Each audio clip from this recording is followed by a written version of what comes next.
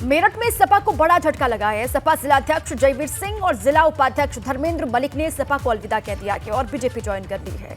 BJP क्षेत्रीय अध्यक्ष सत्येंद्र सिसोदिया ने क्षेत्रीय कार्यालय पर दोनों को बीजेपी में ज्वाइन करवाया। सपा में अंदरूनी कलह और एक विधायक के रवैये से खिन्न होकर के परेशान होकर के सपा जिलाध्यक्ष जयवीर सिंह ने बीजेपी ज्वाइन की है।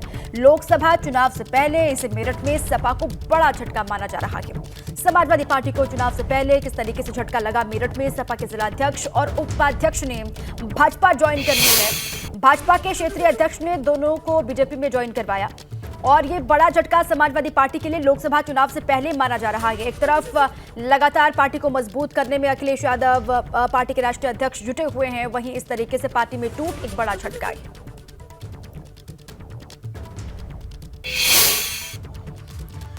बसपा नेता मायावती ने धर्म वाले मोर्चे पर ऐसा हमला बोला कि सूबे का सियासी माहौल गरमा गया। मायावती ने भाजपा और कांग्रेस दोनों पर दलित और मुस्लिमों की उपेक्षा करने का आरोप लगाया है।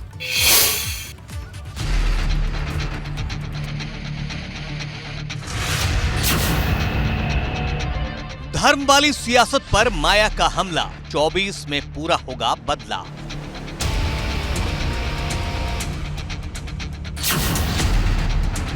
दलित मुस्लिम का गठजोड़, हाथी को मिलेगा हार का तोड़।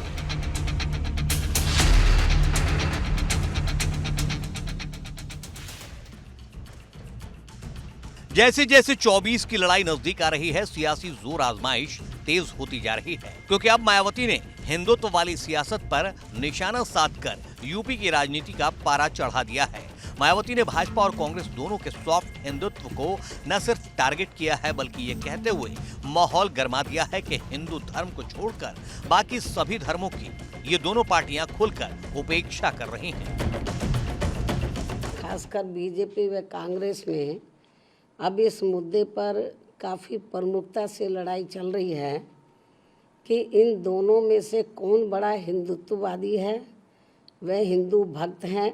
इससे ये जरूर स्पष्ट होता है कि हिंदू धर्म को छोड़कर बाकी सभी धर्मों की ये दोनों पार्टियां उपेक्षा कर रही हैं, क्योंकि अपने देश में अकेले या हिंदू धर्म को मानने वाले लोग ही नहीं रहते हैं। इसलिए इन दोनों पार्टियों को हिंदुओं की तरह ही अन्य सभी धर्मों का व उनके मानने वाले लोगों के हितों का भी बराबर ध्यान रखना चाहिए। दरअसल मायावती का फोकस मध्य प्रदेश, राजस्थान, छत्तीसगढ़ और तेलंगाना में होने वाले विधानसभा चुनाव पर है, जिसके लिए वो अपने दलित मुस्लिम गठजोड़ को फिर से मजबूत करने में लगी है, क्योंकि इन राज्यों में अगर मायावती ने दम दिखाया तो उसका असर 24 में भी नजर आएगा। दलितों, आदिवासियों व अन्य पिछड़े वर्गों का हर स्तर पर हो रहा शोषण तथा यहाँ भी बढ़ रही गरीबी, बेरोजगारी, महंगाई, हो रहा उत्पीड़न आदि के विरुद्ध अर्थात इन चारों राज्यों में इस वर्ष हो रहे विधानसभा आम चुनाव में इन जरूरी मुद्दों को लेकर हमारी पार्टी पूरी तैयारी के साथ यहाँ चुनाव में उतर रही है। लेकिन मुस्लिमों की अनदेखी की जो बात मायावती ने कही है, उस पर भाजपा हमलावर हो गई है। भाजपा के अल्पसंख्यक मोर्चा के अध्यक्ष बासित अली ने ये कहते हुए मायावती के खिलाफ मोर्चा खोल दिया है कि मुस्लिमों के लिए जितना काम भाजपा ने किया है, किसी ने नहीं किया। तुष्टीकरण की और समाज को बांटने की जो राजनीति कर रही हैं, वो चलने वाली नहीं है। लोग समझ चुके हैं कि वो इस तरह की बातें केवल एक धर्म को, एक जाति के लोगों को खुश करने के लिए करती हैं, और वो लोग ये जान चुके हैं ये उनके ढकोसले हैं, इससे कोई लाभ उनको होने वाला नहीं है। गौरतलब है कि मायावती की कोशिश अपने सबसे मजबूत वोट को एकजुट करने पर है, जिसका एक बड़ा ट्रेलर मायावती यूपी में हुए निकाय चुनाव में दिखा चुकी हैं, जहां नगर निगम की 17 सीट में से 11 पर बसपा ने मुस्लिम उम्मीदवार पर भरोसा जताया था। मायावती इन चारों प्रदेशों में लगातार चुनाव लड़ती रही हैं और अब दलितों और आदिवासियों के मुद्दों को लेकर वो भारतीय जनता पार्टी और कांग्रेस की सरकारों पर निशाना साध रही हैं। मायावती ने साफ कर दिया है कि इन चारों राज्यों में वो गरीबी, महंगाई, बेरोजगारी और शोषण के मुद्दे को लेकर चुनाव मैदान में उतरेंगी। दरअसल दलित और मुस्लिम वोट बसपा की सबसे बड़ी ताकत रही है। इसी के दम पर बसपा की यूपी में 4 बार सरकार रही। इसी के दम पर मायावती यूपी के मुख्यमंत्री बनी। लेकिन मौजूदा समय में ये वोट बिखरता दिखाई दे रहा है।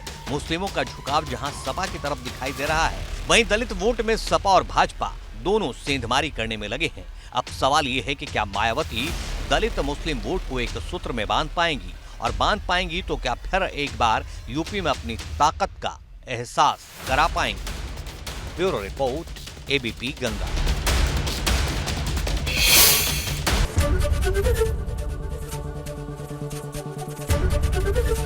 एबीपी गंगा, खबर आपकी, जुबान आपकी।